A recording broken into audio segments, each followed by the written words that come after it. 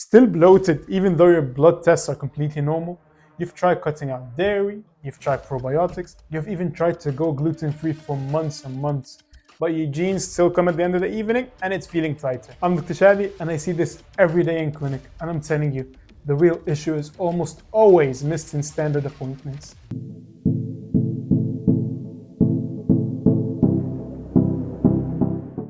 And here's what I hear all the time in clinic. I've done every test possible and everything comes back fine. I went to my GP and they said it's probably IBS. They told me to just take peppermint oil, increase fiber intake, reduce constipation, and hopefully it will resolve. And yes, maybe that's all they can do in a 10-minute consult, but that doesn't mean you're fine. But bloating isn't just uncomfortable, it's your body's way of talking to you and saying something is off. It could be inflammation, it could be sluggish digestion, food sensitivities, or even a hidden imbalance like SIBO. And just as a side note, you might ask, what is SIBO? It's basically, or to cut short, small intestinal bacteria overgrowth syndrome. That's quite a mouthful though. But what it means actually in a nutshell is that you've got bacteria living everywhere in your body, on your skin, looking at you inside your tummy. Everywhere in your body you've got bacteria. We call them commensals because they're really usually harmless at times. But these bacteria, if there's an imbalance on the types of food you eat, the type of multivitamins you take, or just anything inoculant causing an imbalance of your flora usually. Some bacteria increase in number, which comes from the overgrowth, increasing, eating the foods inside, fermenting them, producing gases that cause this bloating and sometimes uncomfortable symptoms. And that's it in a nutshell though. Let's go back to the video. And here are 3 common reasons for chronic bloating that get overlooked by most doctors. Number 1, food sensitivities. And not allergies. Let's keep allergies aside. Let's talk about sensitivities now. You could be reacting to certain foods like eggs, soy, or even healthy ones like oats or garlic due to irritated gut lining. This causes irritable symptoms that usually becomes uncomfortable in a picture of bloating. Number 2, dysbiosis.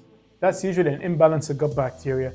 If you had antibiotics, stress, or even a poor diet from processed foods, from foods that we eat when you go out, different foods that you usually eat, your gut microbiome, or like the commensal bacteria, might be struggling. And the third one, it's SIBO. And we've already mentioned that before, so you should be a professor by now. Most of these root causes won't show up on a standard blood panel or even on ultrasound or different imaging. And let me tell you why.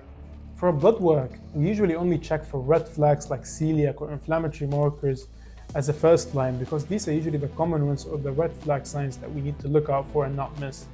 On a scan, you might catch major abnormalities, but not functional gut issues or small abnormalities that are not usually picked early on.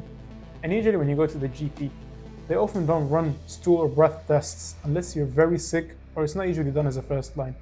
So you're left with usually is eat better, take this tablet, and manage stress.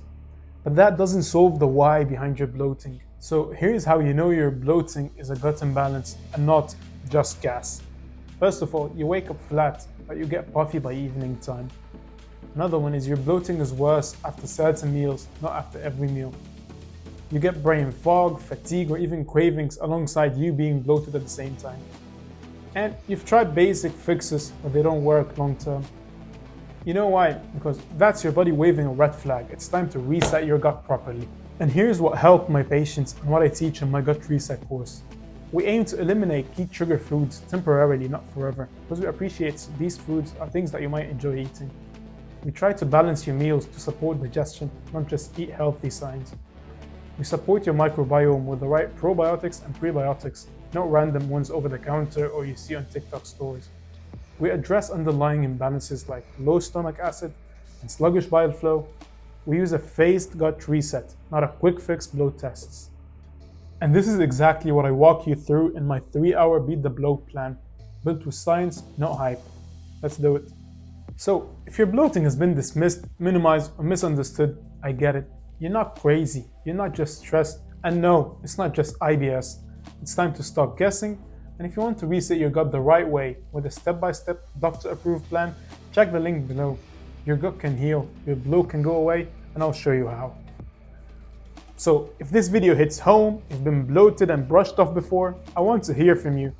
And if you found this helpful, give it a like, share it with someone who needs to hear this, comment your bloating story or questions below, and I'll do my best to try to answer them. And don't forget to hit subscribe, because every week I drop new videos to help your gut health and your personal health. See you in the next one.